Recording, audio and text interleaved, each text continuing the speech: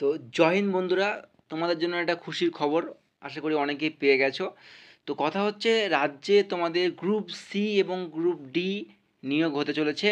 ঠিক আছে, তো শুধুমাত্র তোমরা 8 পাসে ফর্ম ফিল আপ করতে পারবে। শুধুমাত্র যারা অষ্টম শ্রেণী পাস করেছো তারাই ফর্ম ফিল আপ করতে পারবে, এবং যারা দশম শ্রেণী পাস করেছো অর্থাৎ মাধ্যমিক পাশে এবং 8 পাসে তোমরা কিন্তু আবেদন করতে পারবে।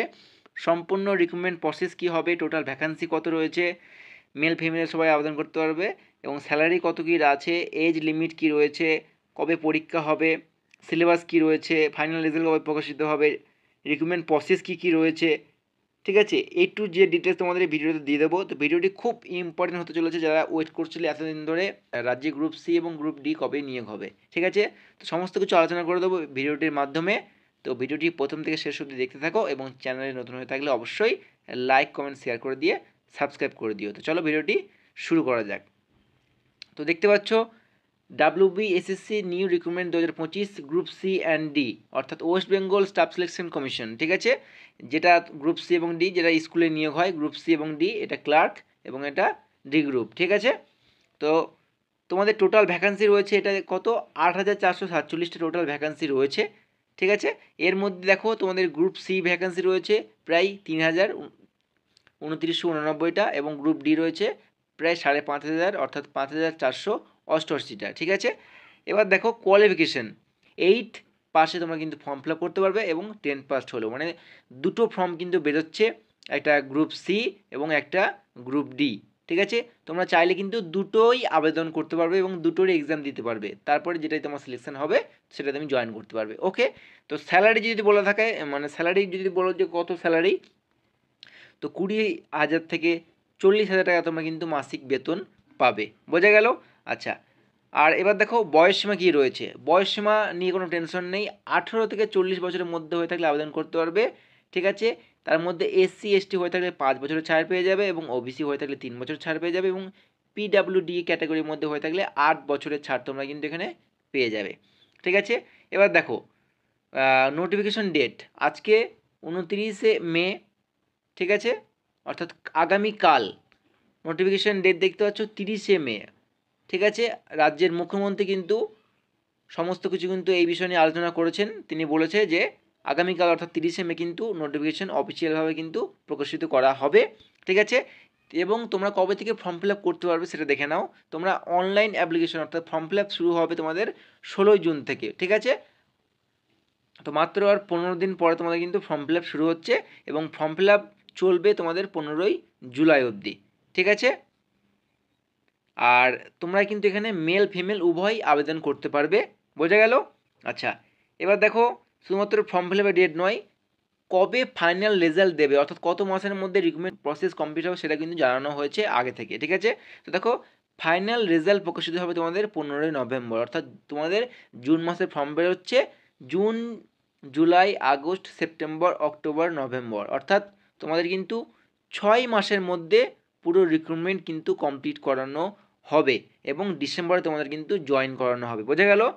দেখতে পাচ্ছ, অর্থাৎ 15ই নভেম্বর 2025-এর মধ্যে পুরো রিক্রুটমেন্ট প্রসেস কমপ্লিট করানো হবে, এবং 20ই নভেম্বর স্কুল চুজ করা হবে। স্কুল চুজ ব্যাপারটা কীরকম, তোমরা যত বেশি নাম্বার যে পাবে তারা কিন্তু, দেখা গেল তুমি তোমার জেলার মধ্যে 3টে স্কুলে তুমি চুজ করে রেখেছো। ঠিক আছে, এবার তোমার নাম্বার যদি বেশি হয়ে থাকে তুমি কিন্তু বাড়ির আশেপাশে যে কোনো স্কুলে কিন্তু তুমি জয়েন করতে পারবে, এই সুবিধাটা কিন্তু থাকছে, আর সেটা কিন্তু 20 নভেম্বর সেইটার ডেট কিন্তু রয়েছে। বোঝা গেল?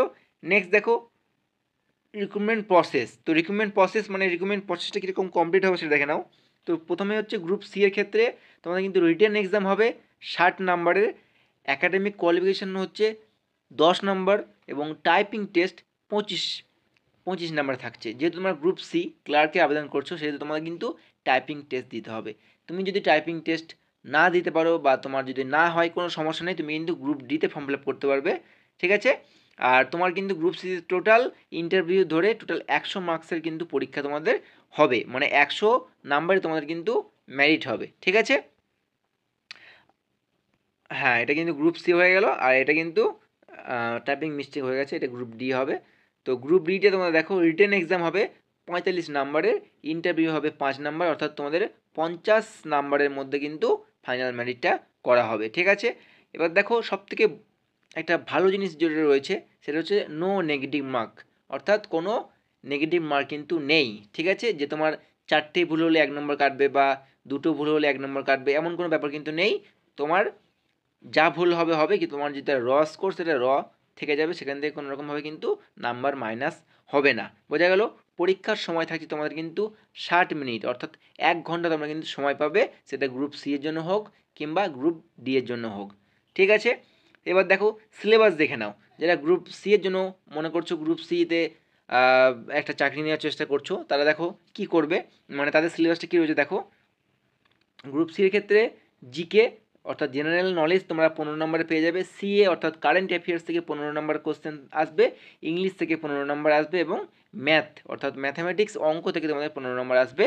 তো কত হচ্ছে 4-15 60 নম্বর হয়ে যাচ্ছে এখানে। আর 25 নম্বরে তোমাদের হবে টাইপিং টেস্ট, 5 নম্বর ইন্টারভিউ হয়ে গেল 90, এবং 10 নম্বর তোমাদের যেটা বললাম একাডেমিক টেস্ট, ঠিক আছে, 100 নম্বর হয়ে গেল, ঠিক আছে। এবং গ্রুপ ডি দেখো জিকে তোমাদের থাকছে 15 নম্বরের, সিএ অর্থাৎ কারেন্ট অ্যাফেয়ার্স থাকছে 15 নম্বরে এবং ম্যাথামেটিক্স থাকছে 15 নম্বরের। 35 নম্বরে তোমাদের রিটেন এক্সাম হবে এবং 5 নম্বরে তোমাদের হবে ইন্টারভিউ, অর্থাৎ 50 নম্বর তোমাদের কিন্তু ফাইনাল মেরিটটা করা হবে, ঠিক আছে।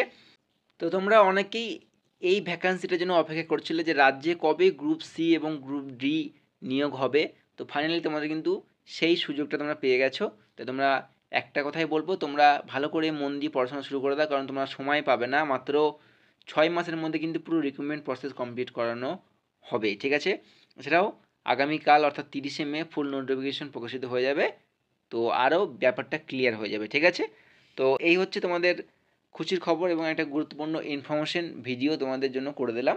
তো ভিডিওটি ভালো লেগে থাকলে অবশ্যই লাইক কমেন্ট শেয়ার করে দিও এবং সাবস্ক্রাইব করে দিও বন্ধুরা। দেখা হচ্ছে খুব তাড়াতাড়ি নেক্সট কোনো ভিডিও নিয়ে। জয় হিন্দ।